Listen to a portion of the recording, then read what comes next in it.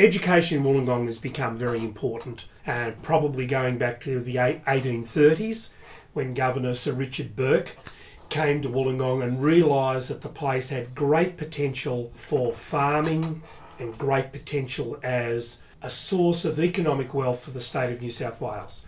And central to that, he wanted an educated population, so he sent a school here. So from the 1830s, education has been seen as important in Wollongong. Out of that grew primary schools and high schools. Come the turn of the century, when the industrial complex at Port Kembla begins, so you get a copper works, a copper producer, the producer of the waste materials from the copper works, which is acid, which you can boil and make superphosphate. Then we get the steelworks, then we get the harbour, then we've got the mines. So all of those things need an educated workforce, and need a technically educated workforce. So we get a technical college.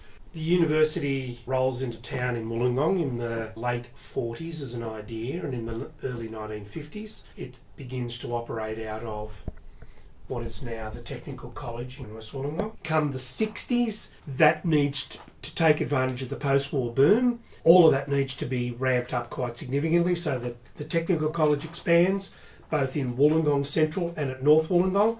High schools begin to expand, and then out of that also comes down the middle a university which completes the primary school, secondary school, TAFEs, and a major tertiary institution. Then the BHP, who owned the steelworks, had bought the farm, which is now the campus, and donated to the New South Wales government because it wanted a ready supply of technologists who could go and work at the steelworks. We were then a college of the University of New South Wales, which was in itself a technical university. Come 1977, we got autonomy, so we became the University of New South Wales in our own right, and then we became what we've become today. Slowly but surely from the 70s onwards, mid-70s onwards, once we got autonomy and we started to get our own money and we could do our things our own way, and we got a new Vice-Chancellor, Ken McKinnon, who was a very smart operator, and we took ourselves seriously, and then the university takes off.